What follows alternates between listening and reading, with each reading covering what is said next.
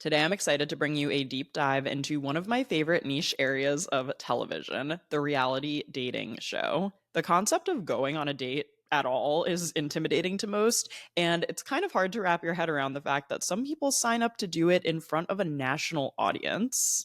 With shows like Love Island, Love is Blind, and all of the shows underneath the Bachelor franchise umbrella proving to be big moneymakers for networks, you've probably been asked by someone at some time in the last 5 years, hey, are you watching fill in the blank show? Whether you watch shows like this to have something to talk about with your friends, you feel wholeheartedly invested in the love stories, or you watch with a discerning eye to better understand the psychology behind the choices people make when they go on reality television, I think you'll enjoy today's episode. And if you think reality dating TV shows are silly, I plan to change your mind. Before we dive into all things reality TV, let's do a little create and consume. So, as far as what I've been creating this past week, I actually have been offline for an entire week at the time that I'm recording this episode. So, I deleted Instagram and TikTok off of my phone. I actually vlogged that week in my life, so that's up on YouTube. So, I guess technically I was also creating that this week. But what I wanted to share that I was actually creating was some watercolor paintings. And I'm not going to show you them. They're not like amazing by any means, but I bought a watercolor kit from Amazon. I can link it in the show notes if you're interested to have a hobby on hand for what I could do to fill the time that I would normally be scrolling, which sounds so sad, right? But maybe you can relate to this if you feel like you are chronically online or constantly scrolling on your phone to fill little moments of silence or in between TV commercials, or even just when you're like sitting looking at a wall and there's nothing going on for like 5 seconds. If you feel the instinct to pick up your phone, I relate. So I deleted the apps from my phone this past week to just see what it was like and to really try to take a break. My goal for 2025 is to take 3 weeks off of social media non consecutively. So I've already done one in February. I just completed my second one and I plan to take a third week off before the end of the year. I just really want to show, content creators, but also anybody that it's possible to sign off for a week and it's not the end of the world. And I also have just really felt myself falling into the comparison trap lately and to just take a break from seeing what everyone's doing every 5 seconds and, tap into my own creativity and not worry about what everyone else is doing has been really refreshing for the past week. And I bought this watercolor kit. I used it 2 nights the week that I deleted Instagram and TikTok from my phone. And I don't know, I actually had fun with it. I felt like by the second day, I was starting to better understand like how to layer the colors and things like that. And it got me thinking like maybe I could keep just playing with it and continue to get better, like not for anything. I definitely don't need to monetize another one of my hobbies, but just again, as something to do, I, would put YouTube videos on in the background or like podcasts or things like that. You could listen to music while you do it. It's just a nice way to stop myself from scrolling and consuming a bunch of things that I don't really need to be consuming versus at least if I'm sitting down to catch up on YouTube and watch a vlog from one of my favorite creators, that's something I can feel good about consuming. And speaking of what I'm consuming, I took some time last week to watch a YouTube video by Tess Barclay. She's also the founder of Busy Blooming, and I had bookmarked her video on my watch later playlist, but it was 50 minutes long. And I've realized that her YouTube channel and her podcast are kind of like intertwined. So technically, it was really like a podcast episode. But I did enjoy watching the YouTube video for this one where she talked about YouTube growth in 2025. I want to address what I think is a small elephant in the room because I doubt too many people remember this, but earlier this year, I did start a series called Operation 100K where I was talking about my YouTube growth journey. I kind of stopped that series after a few episodes because I wasn't growing that much and it was like low key embarrassing. So I have still been doing the work and the behind the scenes for my growth journey on YouTube, but publicly putting out that number when no one was forcing me to and being like, yes, here's another week where I grew like, 50 subscribers or whatever, just it didn't feel like it was really moving the needle and like worth documenting in that sense. So I have been doing a lot of the work behind the scenes, continuing to educate myself. I actually signed up for a 1 day YouTube conference in September that I'm really excited for. I will definitely either vlog that event or plan to do a podcast recap episode.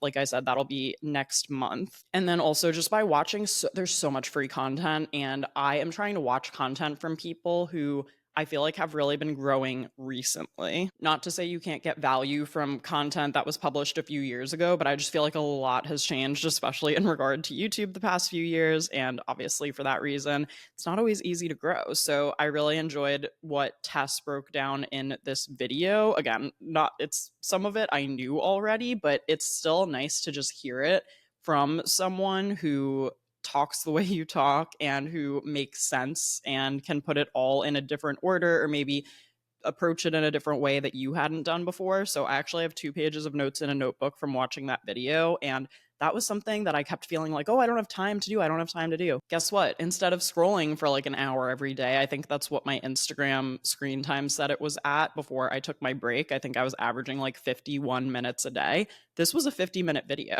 So all I had to do was swap my scrolling for something more productive, and I learned a lot and I have some new ideas. So that was definitely a good use of my time. I will link her video in the show notes. Don't forget to also tell me what you're creating and consuming this week too. You can send an email, you can leave a comment on YouTube or Spotify, wherever you're listening, and check the show notes for all those links. Let's get into today's topic. Now, I actually already did a reality TV episode. It was episode 5 of the podcast, so I will link it in the show notes. It's low-key a little crazy that it was episode 5 of this podcast. Like, of all the things in the world that there are to talk about, that reality TV was number 5 is a little crazy. But in that episode, I covered a broader scope of reality television. So I talked about more like documentary style reality shows and also more traditional kind of competition game like reality shows in that episode. If you hadn't had a chance to listen to that one yet, you could listen after this episode, or you could pause this episode and go listen to that one first, whatever you want.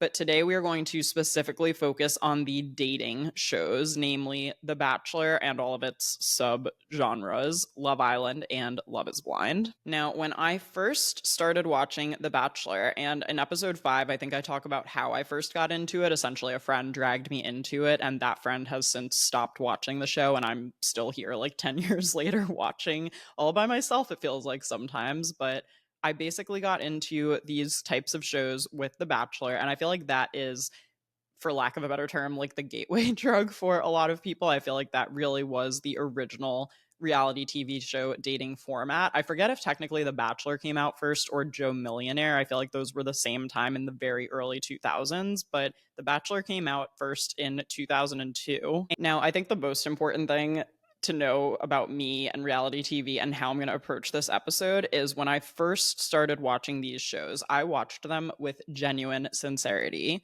I'm about to spoil the ending of Bachelorette season 15, which for context aired in 2017. So if you were planning to watch that for some reason and you haven't had a chance yet, maybe pause. And there will be some spoilers ahead throughout this episode, just so I can speak freely about the shows. So if you're concerned at all about spoilers for like the most recent season of Love Island or any of the recent Love is Blind seasons, same with The Bachelor, maybe pause this episode and come back another time. But like, I was sobbing when Rachel Lindsay and Peter Krause broke up on season 15 of The Bachelorette. Like, I was genuinely invested in that relationship. I believed everything I was seeing was 100% truthful, and I just like could not believe that they were not going to end up together. And that is how I used to watch this show. And I now have a totally different outlook on these shows, and that's because of a number of factors that I'll talk about throughout the episode. But I now see these shows really as like a platform and a place for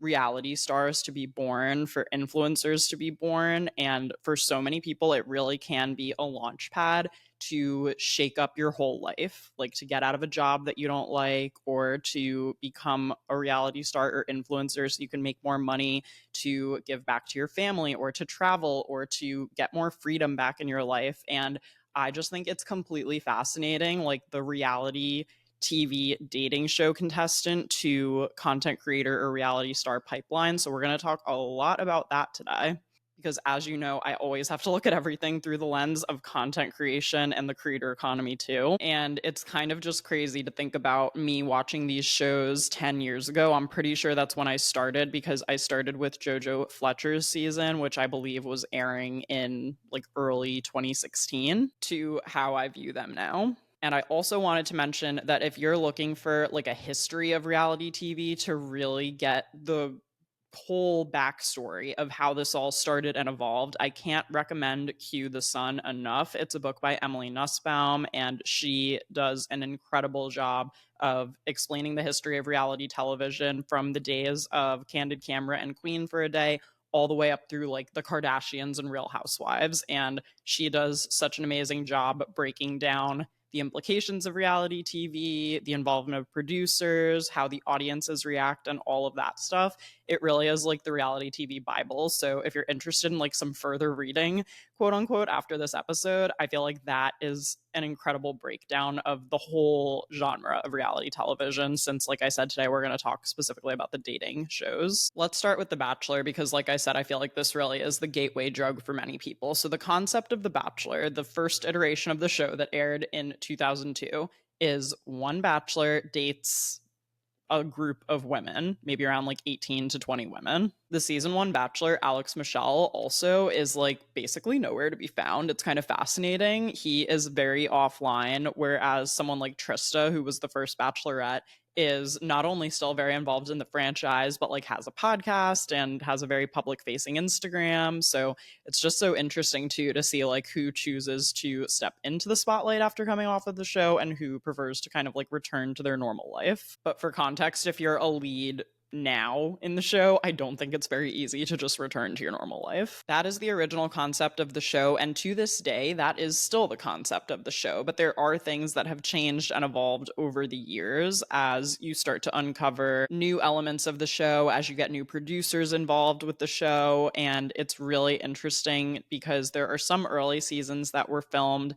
in different places too. Like I believe one season was actually filmed in New York City. I would love to be able to watch some of the older seasons of this show. So if you have any idea where to stream some older seasons, please let me know. But the visual look of The Bachelor has basically been the same since 2002. So currently they've been filming The Bachelor at Villa de la Vina, which is in California, in Southern California. And that is what is known as like the Bachelor Mansion. That's where all of the women live during the filming of the show until they start traveling. And on The Bachelor, they will travel and go to exotic places, and they'll do these incredibly romantic dates like skydiving or like helicopter rides or super exclusive private crazy intimate moments, all of which, you know, are heightened when you are really shut off from the world. You don't have your phone with you, you can't talk to your family, and you are in the world of believing that the bachelor is like the one perfect person that you need to pursue and want to have him fall in love with you. So they started with The Bachelor, then they also added in The Bachelorette. For a while, they had a competition series called Bachelor Pad. I don't really recall any details about it or how long it lasts. I just wanted to like mention that it was in there. Their most popular kind of spin-off within the franchise, I would say, is Bachelor in Paradise. However, we'll get to that a little later too. They've done other spinoffs too, like Bachelor Winter Games. They have done Bachelor Listen to Your Heart, which was kind of like an American Idol crossover that I feel like no one except for me watched. But it was airing during COVID, so maybe you were home and bored and watched it as well. And then 2 years ago, they introduced the Golden franchise for Bachelor, which is contestants, I guess we'll say like 60 and older. Now, this show for a long time has been, I would say, like a big moneymaker for it. Airs on ABC, but I believe it's owned by NZK Media and Warner Brothers technically. So whoever's in charge, for a long time, this has been a very reliable show, right? Like reliable format, reliable audience. But there's a lot that has changed over the years, and I feel like there are some interesting things about The Bachelor to mention. From my experience in who I feel like watches the Bachelor franchise, there is a large part of the audience, not everyone, but a large part that tends to be very white, conservative, Christian, and who generally live in more suburban or rural areas of the country. And again, not everyone, but just the audience tends to lean more in that direction when you look at the audiences who watch like Love Island and Love is Blind. Comparatively, they are a lot more diverse, they're a lot younger. And I mention that because the Bachelor franchise has been criticized more than any other franchise about their casting and diversity. So it took them 15 years to cast a Black lead, who was Rachel Lindsay in 2017. She was the first Black Bachelorette. And then Matt James was the first Black Bachelor in, what was his season? I believe it was 2021. And then in 2024, Jen Tran was cast as the Bachelorette. She was the first Asian American lead to have the role. So, I think that's important to mention. And I think that lack of willingness to break outside of some of that traditional, like, here's the format and here's what works, and we're going to cast a majority white cast so that we only have white contestants to pull from, because historically they've chosen Bachelor and Bachelorette contestants from the previous season. So if there were 3 guys remaining on the Bachelorette, and then it gets down to 2 and then it gets down to 1, usually like the runner up or the third place finisher is a top contender to be the next Bachelor, because we've gotten to know that person, and then now we want to see their love story continue, especially if they made it that far and they had a good vibe with the lead and they were well received by the audience too. So if you are only casting white contestants and then that's how you're picking your leads, you can see how there's not room for other people to get in and to make good impressions. And then there are the arguments that there have been great options for leads over the years. I think all the time about Mike Johnson from Hannah Brown's season and how he could have been the Bachelor. Like, there were options and there were choices made to not choose those options. I think that's important to mention and understand about the Bachelor franchise for how it kind of went for the first 15 years. People also have a lot of questions about the casting practices for these shows, because not only has the show historically cast, a bit more white and conservative, but in recent years, just with social media, the fact that the people going on the show now have basically an online record of their lives, and that information is so easy for anyone to find, the viewers especially. There have been a lot of people who have been cast on recent seasons where things that they've said on social media or things from their past have been discovered by viewers while the show is already like airing,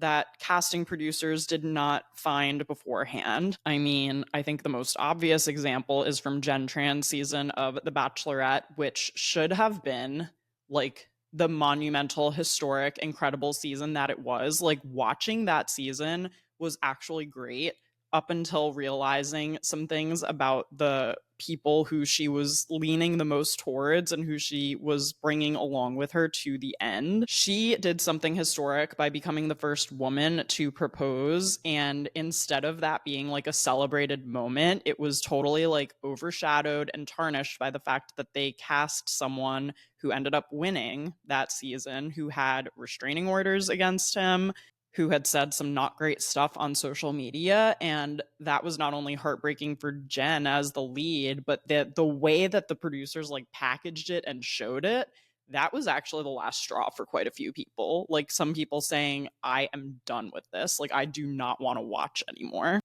I feel like this is important to mention, and I've gone way off my outline here to get into all of this, but to take a step back, the show I feel like was really peaking from like 2017 to 2019. Like, that was the time when I feel like so many people were watching.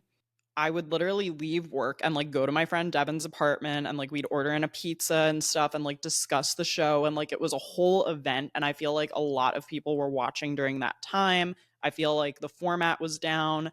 The people who were on the show were really compelling. They were hitting like 1 million Instagram followers while they were leaving the show. Like, lots of people were watching, lots of eyeballs were on the franchise. And then there's a lot of fallout from the last few years. Chris Harrison, who was the host of the show from day one, leaves the franchise after defending the actions of one of the contestants who went to an antebellum party. Mike Fleiss, who's the creator of the show, has allegations against him. He ultimately left the show as well. And it kind of started to seem like the producers were just not really interested in like telling the stories that used to draw people in, and also not really interested in the contestants' well-being. And making sure that things felt good and that they were excited to be on the show. We started to see a lot more like contestants breaking down, saying things like, get me out of here, like, I hate it here, like, I need to go home, I want to go home. Like, we're supposed to believe that this is this amazing fantasy. You're dating a guy who you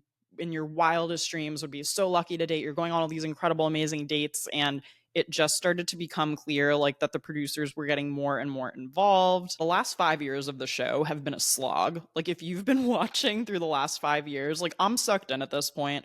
I am so deeply interested in the psychology behind all of this, the evolution of this, where it's going, and the people who leave the show. There has been one bright spot in the last 5 years, and I will tell you it was Joey Graziadei's Bachelor season. If you stopped watching after like Peter Weber's season, which was the last season before COVID, the last one that kind of felt normal, quote unquote, watch Joey's season. It feels like old school Bachelor. However, for me, like the treatment of Jen Tran during her Bachelorette season, I completely understand why that was the last straw for a lot of people. Ratings have been steadily declining over the last few years. Partially, yes, because we're moving more to streaming and away from cable and like appointment television, with the exception of Love Island. Clearly, you can do it well. We'll get to that. And they fired the executive producers who were running Gen Trans season, which I do think was the correct call. And they were also the ones who had said, like, we're really going to make a point to like do better. And then they just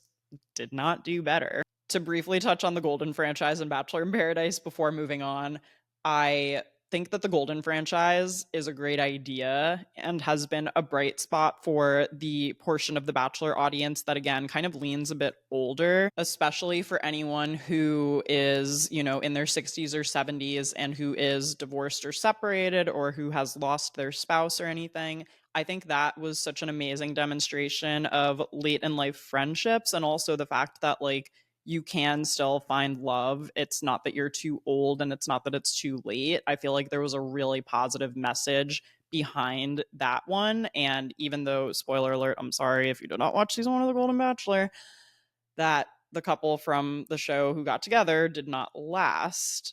The Golden Bachelorette series, those two are still together. And again, it really made for great TV, and it felt more fun and uplifting. And those are different producers from the ones who are running Gen Trans season, to be clear. Now, I'm a little nervous for this upcoming season of The Golden Bachelor, which is going to start airing next month.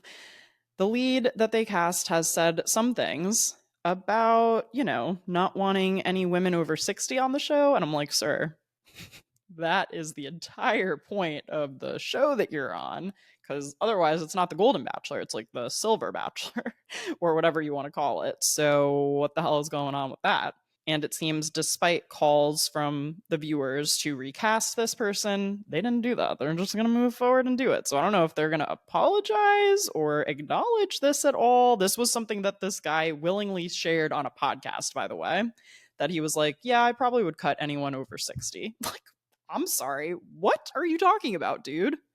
So I'm nervous for that. I will be watching though, because again, I'm sucked in at this point. So don't worry. If you don't want to watch, I'll watch. I'll report back in the create and consume section, most likely. And then Bachelor in Paradise is usually like the crowd pleaser, the one where, oh, even if you're not watching Bachelor or Bachelorette, like you usually tap in for Paradise. And I just think Paradise can't compete with Love Island anymore. And to give you some numbers to go along with this for context, season 1 of Bachelor in Paradise, which premiered in 2014, had 5.3 million viewers for its premiere, according to Nielsen, which is the company that figures out all the TV ratings. I don't know how they do it. I don't know what their number system is. Don't come for me. That is my source. Season 10, which is the current airing season, brought in 1.8 million viewers for its premiere. And again, is this drop attributed to the fact that more people are switching from cable to streaming platforms? Maybe. But that is a big drop over the last 10 years. And Love Island has some data that will blow this out of the water. We will get to that. Paradise was always reliably like a heavy hitter, reliable, fun show that people would tap into over the summer. But in seasons like 7 through 9, Paradise started to get weird and also sad. Like there was a lot more crying than normal. Also, I'm glad they switched venues for this year. Like this season of Paradise actually looks pretty good, has some good new elements to it. It's the first season that Scott Teddy is producing. This is a guy that they brought over from Summer House, and visually, it looks so much better. They're now at a resort in Costa Rica where they are sleeping in air conditioned rooms. Can we talk about how they were not in air conditioning in Sayulita, Mexico, where they shot Paradise for the first 9 seasons? Like, that's psychotic. Also, there was one season where Andrew Spencer, I'm pretty sure, saw a snake wrapped around one of the rafters above his bunk bed, like in the ceiling. Does that sound like paradise to you? Absolutely the fuck not. I'm sorry. So insane. So I'm glad that they've switched locations. It looked like they're shooting with 4K cameras now. Like there's clearly more thought going into that, but no one's really watching. Like they skipped last season of Paradise, or I should say they skipped a year. They didn't go from like 9 to 11. They skipped last year of Paradise. Now this is season 10, and they've brought the Goldens to Paradise. I gotta say, I wasn't sure how I'd feel about the Goldens in Paradise. They are like carrying the show. Okay. I am loving watching these people on my screen again. I feel like they maybe could have separated it, but again, who knows? And maybe this is the reason they switched to air conditioning, because they were like, those people will not want to come and live in those conditions. And honestly, who wants to do that? So, anyway, I think because of what I'm seeing in this current Bachelor season, there's reason to be hopeful for season 30 to see if they can turn it around. But they were actually late to order the next season of The Bachelor. Like they didn't really announce it when they normally would have when they were talking about shows that were coming back in early 2026. Wasn't announced right away. They did ultimately later order a season 30 of The Bachelor, but I think this is very worrisome for the franchise. Like when you look at the casting issues, when you look at the viewing drop off, and when you think about the people who would normally even be signing up for The Bachelor being like, do I want to go on a show where I'm going to like cry and be tortured and come out of it with like 50,000 Instagram followers? Or do I want to go be on Love Island? It's an easy choice. It's an easy choice. And there's also rumors that they're planning to cast a complete unknown for Bachelor season 30. So very interesting. Let's move on and talk about Love Island, which is a similar vibe to Bachelor in Paradise. Usually in Bachelor in Paradise, the women or the men will hand out roses each week to choose a partner to couple up with. In Love Island, they have something called a recoupling, where everyone needs to pair up. And if you're not in a pair, you could be vulnerable. Sometimes there's also other reasons why you could be vulnerable. Anyway, the first Love Island season aired in 2005, but it was pretty different from the show that we are now watching today. I think the reason that people historically liked Bachelor in Paradise, and also why people like Love Island, is because there's just a higher chance that there will actually be couples who get together, spend a good amount of time together, and can leave the show and pursue a real relationship outside of the franchise. That's something I also should have mentioned about Bachelor, is many couples break up after the show. And typically there's a bit higher of a success rate coming off of Paradise or Love Island because there's more people to choose from, clearly. Big difference to note with Love Island is there is actually a cash prize for the winning couple at the end. And there are a lot more fun games, and it feels more like actively a game show slash competition show than Bachelor in Paradise. One other important kind of concept to mention is this idea of people coming on the show for the right reasons or for the wrong reasons. This is a very common phrase that you'll hear throughout the shows, and The Bachelor tries to lean a lot more into the sincerity of like, you have to be there for the right reasons, whereas I feel like the Love Island viewership and also just the production and how the show is presented in itself shows that like we're here to have fun. We're here to have messy makeouts. We're here to do weird challenges. We're here to have a good time, and like there's a lot less of the right and wrong reasons type of stuff. A couple other comparisons to note compared to the Bachelor franchise slash like Bachelor in Paradise. Cadence of episodes. Love Island airs in real time over the course of 6 weeks, and it's on almost every night. So for this last season of Love Island USA that was airing over the summer, it was on Monday, Tuesday, Thursday, Friday.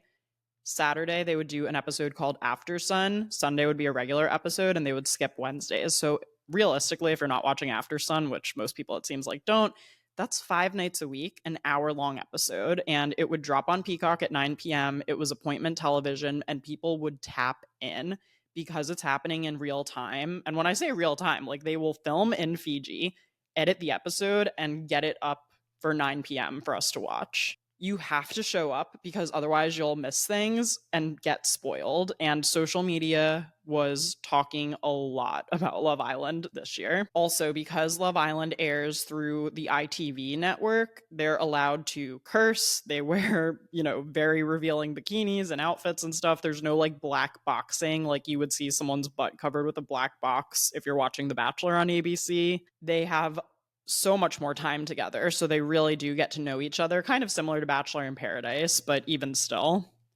I believe the filming period for Love Island is longer than Paradise. Actually, this season on Paradise, one thing they're doing that I like is they're counting down the days. So, like, when an episode starts, it'll be like day 11 of Paradise. And I'm like, thank you for this. I like to know where we're at in the spectrum. And I feel like Paradise shoots for like 2.5 or 3 weeks. So Love Island is already double the time, even if I'm wrong about that. In The Bachelor, there is something called the Fantasy Suite, which is a private off-camera date that the final 3 people get in a Bachelor season, or that whatever remaining couples in Paradise will get the night before, like, there's a potential proposal or they offer to leave the show together. And in the Bachelor world, usually that off camera time is when people will talk about like sex, religion, politics, kind of that stuff. But I feel like on Love Island, it comes up so much more naturally in conversations and they're not afraid to air stuff like that. So Love Island started with Love Island UK. There is now a USA show as well, Australia. Like there's a bunch of spinoffs of this series. And I have not watched as much Love Island as I have Bachelor, but I've seen seasons 1, 6, and 7 of Love Island USA, and I've seen seasons 4 and 5 of Love Island UK. You could argue that people maybe are not as interested in the group dating format when you look at the Bachelor in Paradise numbers, right? Let me tell you a little something about how Love Island season 7 did this year. And if you are a millennial or Gen Z, there is no way that you were not asked at some point, like, are you watching Love Island? Or do you know X person from Love Island? I just feel like it was inescapable for weeks. Season 7 broke a new record with 1.9 billion, that's billion with a B, minutes watched. And that's the first time any Peacock show hit #1 on Nielsen ratings. Also, there was a Variety article about this. I will link it in the show notes. Here's a quote that I thought was worth reading to you. Throughout the run of season 7, which premiered on June 3rd and concluded on July 13th, Love Island USA accrued a total of 8.8 billion minutes watched, with 54% of that viewership coming from adults age 18 to 34. That makes it the biggest show among adults under 35 by a significant margin, according to Nielsen. Like, this really was the summer of Love Island, and whether you actually like enjoyed all of the components of the show or whether you were hate watching it to have something to talk about with your friends, I feel like it was really inescapable. I mean, that is absolutely massive, and it goes to show that it can be done. But whereas Love Island has evolved a lot since it first started, a lot of The Bachelor has remained exactly the same. And I feel like without making proper updates, without getting the right EPs in and the right casting directors in and finding the right contestants to go on the show, like, it is possible though, because you can see Love Island is doing it. And as far as appointment television goes, The Bachelor airs on Mondays from 8 to 10, which right now Bachelor in Paradise is doing the same thing. First of all, we gotta knock this 2-hour format. It's too much time. But for me, if I need to choose, right, if I'm in this demographic, which I am, I'm 30, and if I need to choose between, okay, it's Monday night, Bachelor in Paradise was airing, a few episodes overlapped with Love Island, what do you think I'm going to choose? Do you think I'm going to choose the 1 hour long episode where if I don't watch it, everyone who's talking about it on social media will spoil it for me and I'll feel like I'm missing out on something because I'm so inundated to it? Or am I going to watch the 2 hour episode of something that no one's talking about and that isn't going to matter if I watch it the next day or even the day after? I'm going to pick Love Island. Like, and I say this as someone who has watched all of The Bachelor as discussed. All right, we got to move on here because I'm yapping so much. So I want to touch on Love is Blind too.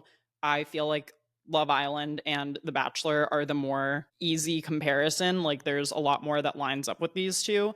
Love is Blind is different, but I do want to mention it because it is one of Netflix's most successful series of all time.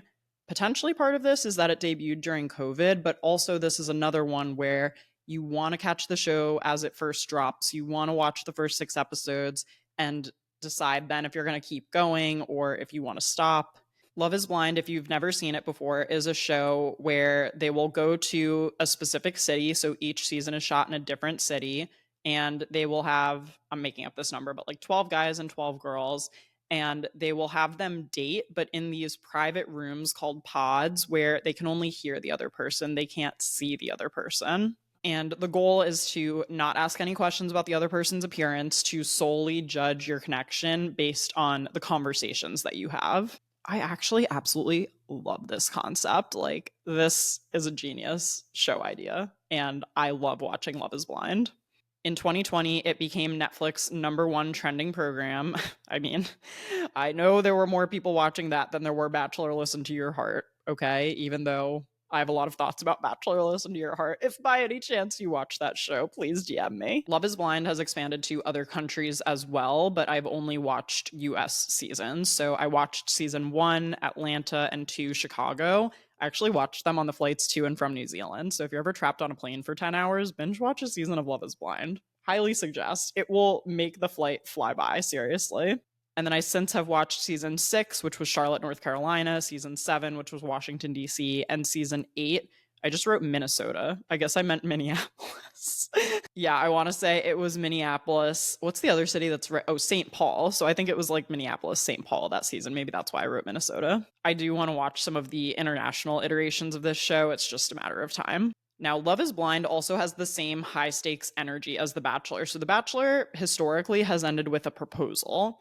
Love Island is so much more chill. You win the show, you go off and date. There's no like proposals on Love Island.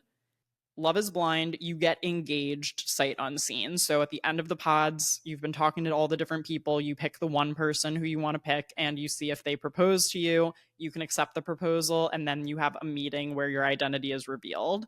And then from there, you move in together and they do the dates on Love is Blind that I was saying for years they should actually have them do on The Bachelor, which is like, we're going grocery shopping together. We're putting together furniture. We're cooking a meal in our kitchen. The Bachelor dates are always so fantasy driven and so like something that could not be your real life. So I do appreciate that Love is Blind. You just have to like live your life together and actually fully test drive the relationship on such a short timeline. Now, also in early seasons of Love is Blind, I gotta say, Love is Blind season 1 is incredible. I really do recommend it. If you're even like a teensy bit interested in what I'm talking about here, watch Love is Blind season 1. That season, they had all of the couples who left the pods engaged go all the way to the altar. So at the end, you either said yes or no at the altar.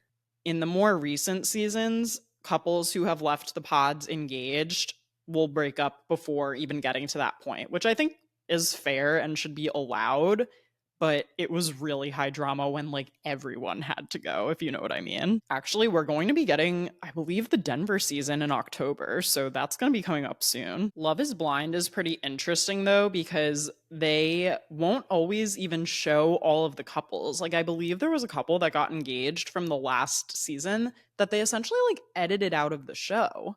And I find that wild. And there are some people from Love is Blind who get like a one-liner in the intro, like Vanessa Lachey and Nick Lachey, who hosts the show, will go to the separate rooms, like the girls' quarters and the boys' quarters, and Nick will be explaining, like, oh, and you're going to meet blah, blah, blah. And you'll see him ask like one person, oh, what are you looking for? And that person will speak and you'll be like, oh, that was interesting. Can't wait to see more about that person. And then I swear you like never see them again except in the background of stuff. I'm not totally clear on what the numbers are for each season, but if there are 12 guys and 12 girls, I feel like realistically the show will focus on like 5 to 6 couples. So I feel like it's kind of risky if you do want to go on Love is Blind and like be on TV, like you might not be at all. Whereas on Love Island, if you're there, I feel like you have to be acknowledged. And sure, you still are like, you know, potentially fighting for screen time. And then on The Bachelor, there are people who get eliminated the first round, like on the first night. But even that, like you could have the chance. I feel like Grocery Store Joe is the best example of someone who got eliminated on night 1 who has completely like blown up since then. If you did not watch Becca Kufrin's season of The Bachelorette, this guy, Joe, who's from Chicago, who said he ran a grocery store, got eliminated night one, and like the internet got mad. They were like, how could you send grocery store Joe home? Became this whole thing. Then he went on Paradise. And then he actually went on Paradise again, got engaged, and now has like over 1 million Instagram followers, has his own brand. He's married to the person he got engaged to on Paradise, and he hosts a podcast. Like, it's not to say it's not possible, but historically, the more screen time you have, the better, right? If your goal is to be on TV, be a reality star, or be an influencer. Before I get too into the influencer part of this, I do want to back up for 1 second to talk about like editing, producer involvement, and all the things that we don't see on a show. Since I mentioned Love is Blind couples getting essentially like disappeared from the edit of their shows, I think what some people don't understand, and what I certainly did not understand when I was first watching these shows and watching them with like full sincerity, was how little of everything we actually see. And the fact that what we are seeing is a product of what the producers are choosing to show us, and all of the little subtle cues that influence how we view people through the edit and through the eyes of the producers. And there are so many different ways they can choose to do this. They can do a compilation of clips together of someone looking bored, right? Like they could pick all of the clips where I'm sitting staring at a wall with resting bitch face and stitch it together to make it look like I'm bored. And then they won't show any of the times that I'm happy and smiling and glad to be there, right? Or think about like the music cues that get associated with the show too. Like if they are trying to make someone look ridiculous, maybe there's like light music, silly music going on. Maybe there's like an awkward pause where they tell a joke and they edit in an awkward pause where it looks like no one laughs. Like they are trying to present that person as silly, not serious, foolish. Or if they want to edit in a villain, and the Bachelor franchise loves a villain. They love a villain, and I love a villain too because I think they're fun to watch. Like, I do not take it seriously in that sense. I am watching a TV show where there are cameras and producers and lighting, and I like a fun villain. Like, I don't know how else to explain it. I mean, Corinne Olympios, Shanae, and I mean, Courtney Robertson, I did not watch the season that she was on. I believe it was Ben Flajnik's season. But she, from what I heard people talk about over the years, was a villain who won the show.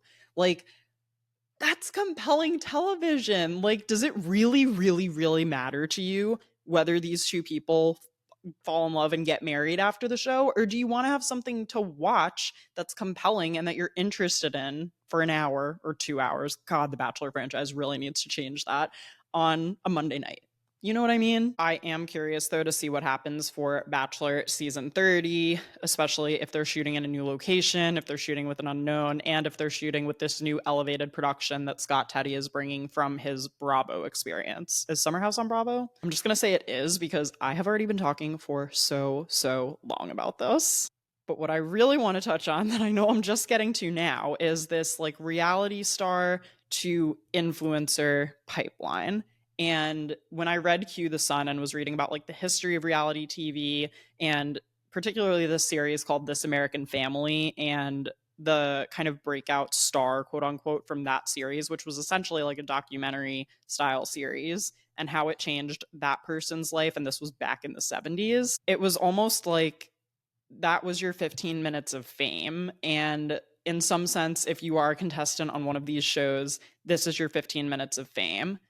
The question for a lot of people becomes, is there any way to extend this? Can I make this 20 minutes of fame, so to speak? Can I make it an hour of fame, or could you even make it several years of fame? I have to pose the question.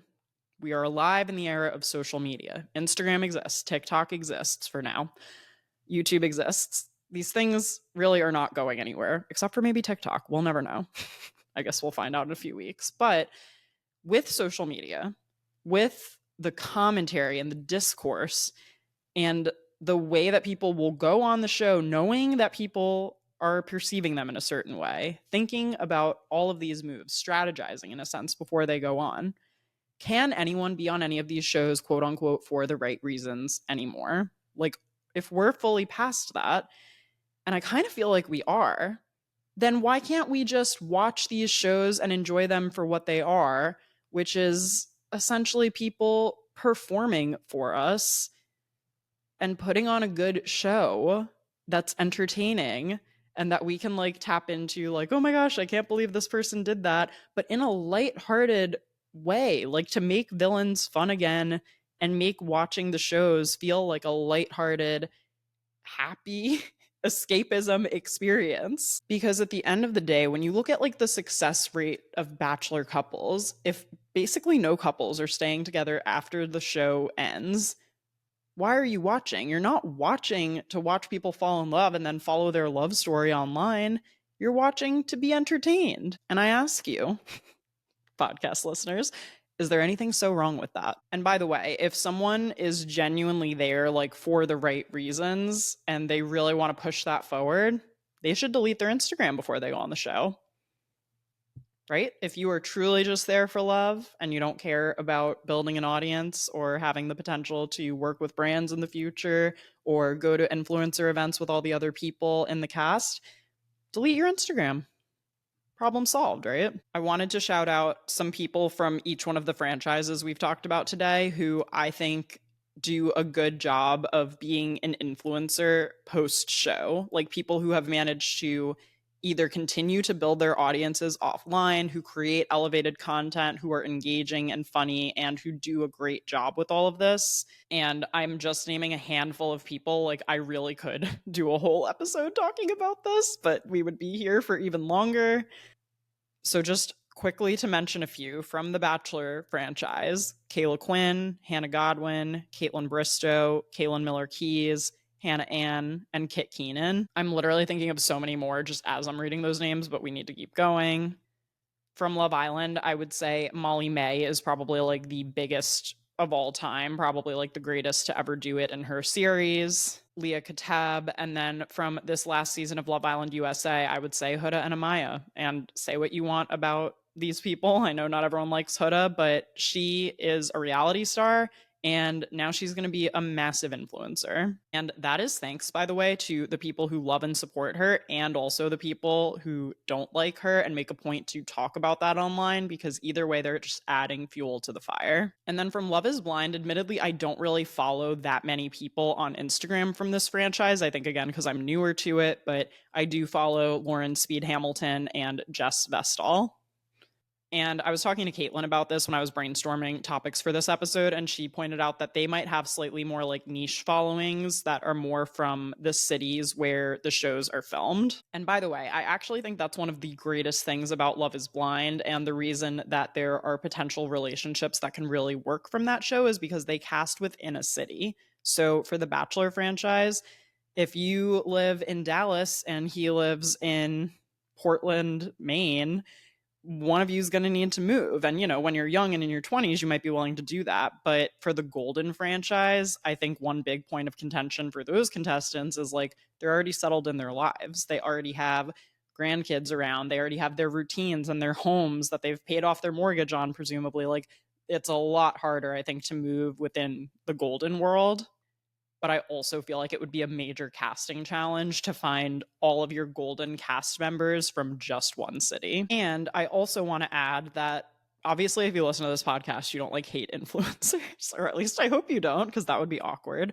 But I feel like when you come off of one of these shows and when you like become an influencer, that also is the launch pad for all of these other opportunities to potentially like host or pivot or podcast or do whatever.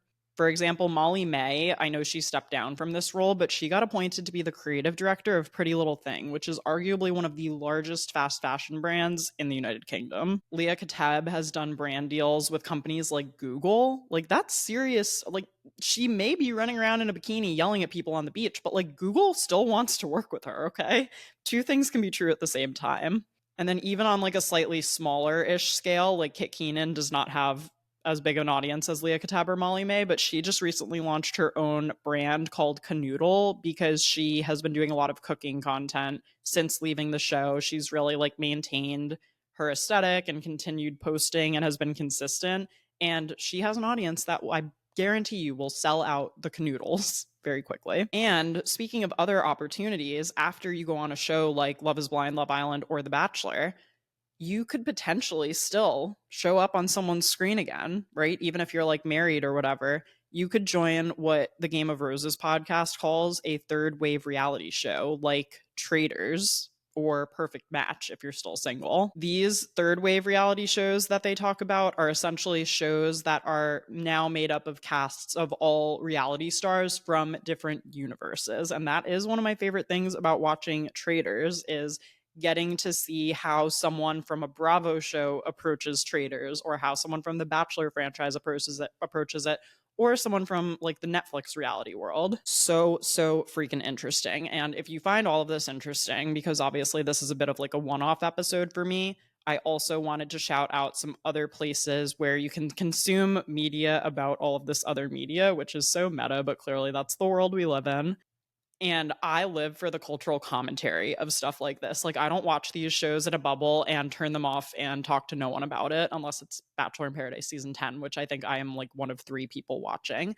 But I like to discuss these things. I like to talk about the psychology behind things. I like to talk about who is standing out, why we like certain people, why we don't. If you're looking for more cultural commentary and more commentary about the Bachelor franchise, I know I've talked about Game of Roses on here before. They do just an incredible job. They recap every episode of The Bachelor. They have also recapped Love is Blind, Love Island. I think they're recapping Perfect Match season 3 if anyone's watching that. And they also have a book called How to Win the Bachelor. I have it on my bookshelf. Clearly, I'm never like going on the show, but I just find it completely fascinating how they break it down, how they view it as a game and a sport, and what you could like look out for when you're watching the show. I think it makes it infinitely more interesting to watch it and think about like, oh, that was the play of the game, or that was the error of the week, the way that they do. And I think that that's why I'm continuing to watch. I think if I was watching these shows thinking everything was 100% genuine all the time, I would have dropped off a while ago. Also, you can check out the Dear Shandy podcast. They do Bachelor recaps, and they like to look at it more from the emotional relationship side of it, which I still totally do appreciate their perspective. And I do think that that exists within the show, but I think it's just such a small component when you factor in all of the other production elements and the fact that people are watching and the fact that Instagram followers are at stake and so on and so forth. Also, the Instagram account Bachelor Data is fascinating, and she does such an amazing job of documenting like everyone's growth from the beginning. You can see charts to compare like how different leads have done with Instagram followers over the years, who gets the most screen time. Like, she does it down to the minute. It's absolutely insane. The fact that she does it all like for free is wild. So definitely go check that out. And I feel like I've been talking for years. So I really appreciate you, especially if you've made it to this point in the episode. Truly, I could do another episode about this or talk more about it in some way. If you have any thoughts, please reach out and let me know what they are. Let me know what you're watching lately in the reality TV world. And I will talk to you all again next week.